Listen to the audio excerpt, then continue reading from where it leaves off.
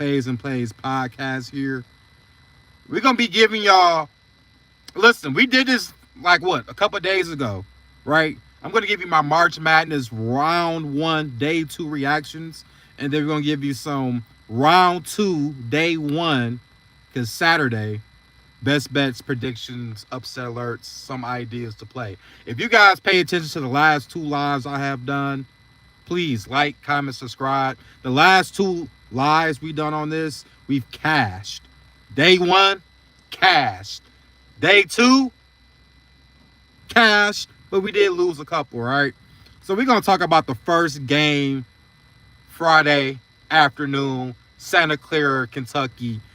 I had Santa Clara plus 3.5.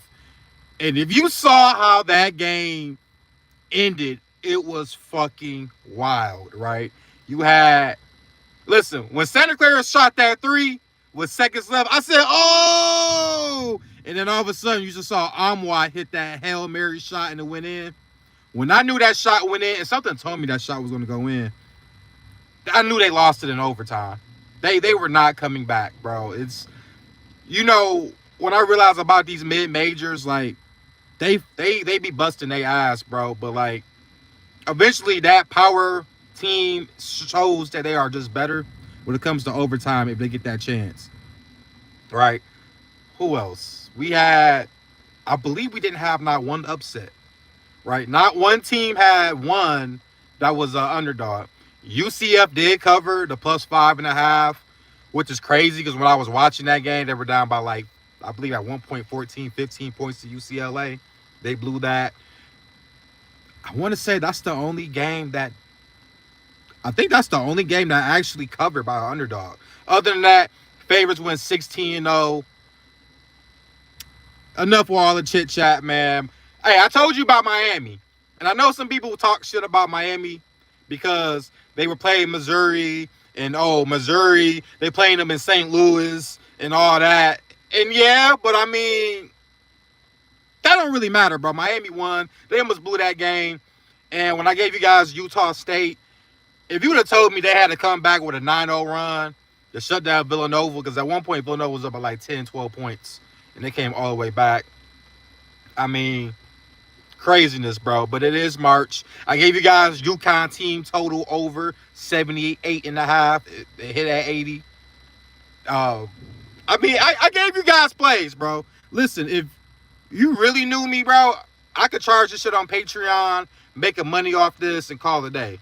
But I'm giving you guys every round, every day, best bets, picks, predictions. So let's get into it. We got the Saturday, day 1 of round 2. And let's start right off the bat. We got Michigan versus St. Louis. St. Louis is 12.5 point underdogs. I feel like this number is disrespectful. If you saw me on my previous live, I was talking about why I think St. Louis could be a problem for Michigan. Michigan plays with their food a lot. We saw that against Howard. I mean, they had Howard feeling confident enough to beat them, even though they didn't, right? But this St. Louis team dropped a 100-burger on a damn SEC team. Now, there isn't, technically, the A-10 is a power conference.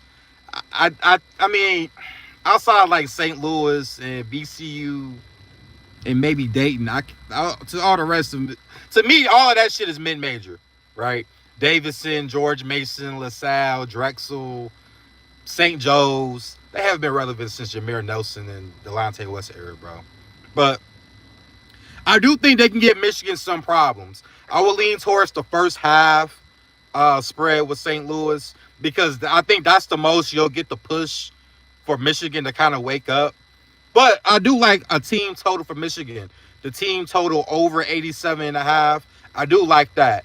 Now, I said about St. Louis, we know, if you know, that boy Kareem Abdul-Jabbar, what they call him, Milk Chamberlain or some shit like that, bro. This guy can ball, but listen, he had a good game, but the fact that he got shooters all around him, bro, it's he doesn't have to do too much. If he scores like 15 points, he might have to drop 20 actually to make this a possible upset against Michigan. He might have to drop 20 and maybe had to drop damn near triple double.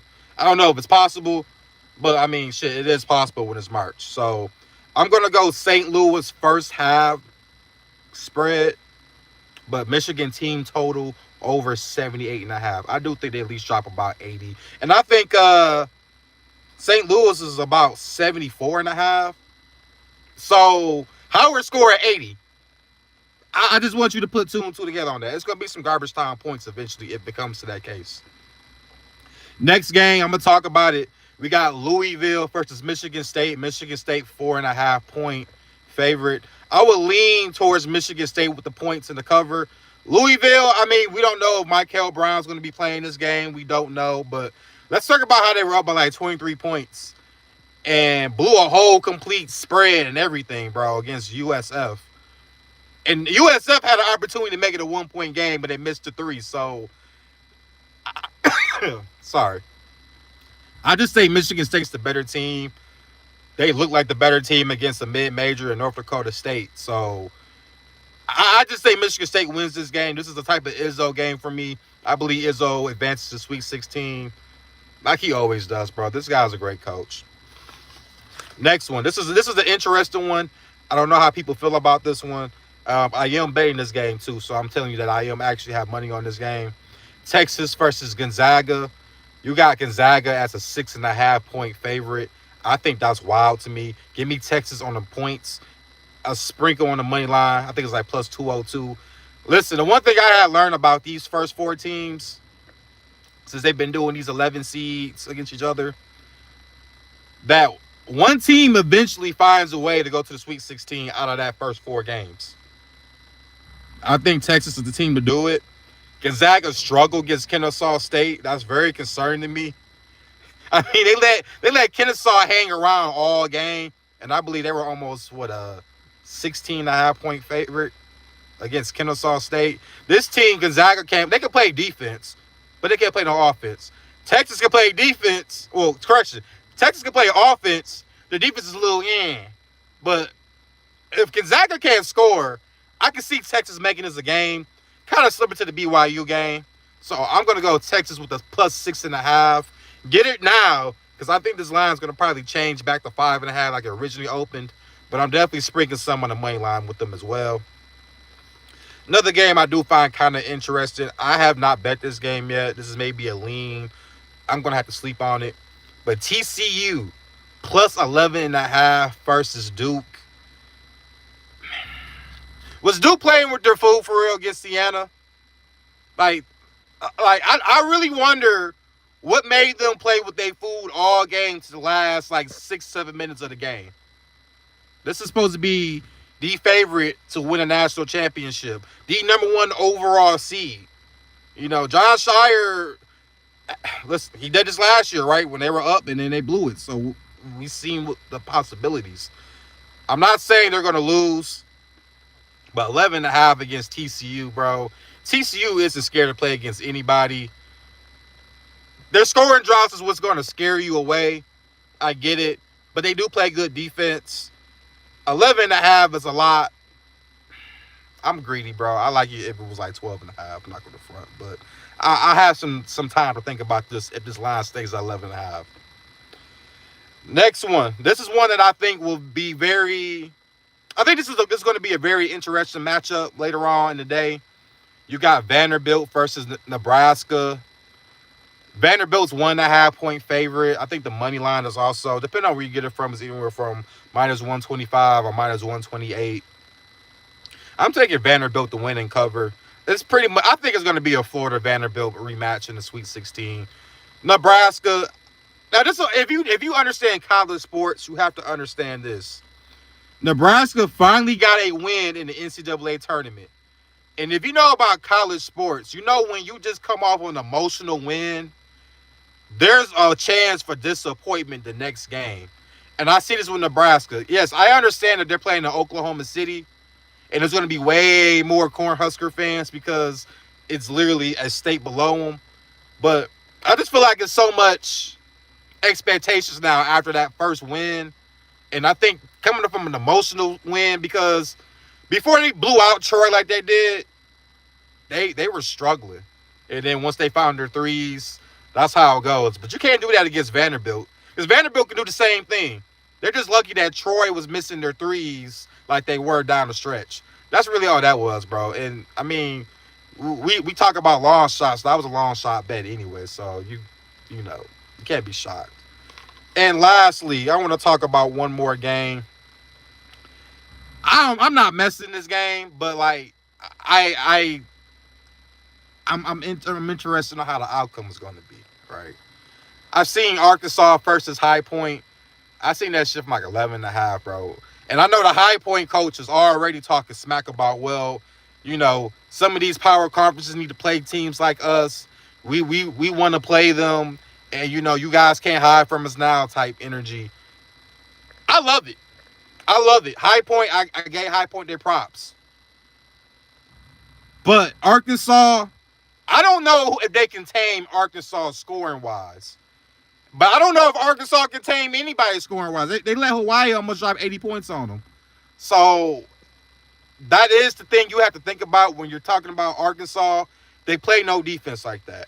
Calipari doesn't really coach defense. And you know this. You can watch the Memphis time he was there, when he was there in Kentucky. There's always some shot that the other team pulls off that makes the game totally change.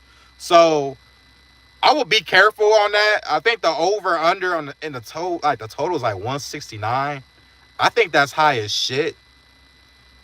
But if you want to take Arkansas team total 90.5, which I can see it happening. I can see Darius Akoff Jr., who I think it's the number 1 overall pick, but I don't think no guard is going the first overall pick anywhere unless it's Memphis. But I just think that if he drops 40, I don't see how High Point can win this game. But I do think it will be a very close game, all right? That's my thoughts on round 2, day 1. Come kick it with your boy, man. We're going to talk about the results, and then we're going to talk about the Sunday round 2, day 2 games. Pay attention to this. If you guys not watching this now, it's all good. But when you see this one, you're going to want to watch this and be like, damn, this motherfucker knows what he's talking about. Because, I mean, I think I do know what I'm talking about, all right? But as always, guys, let's get this money out here. Let's be safe out here. You know how I go, man.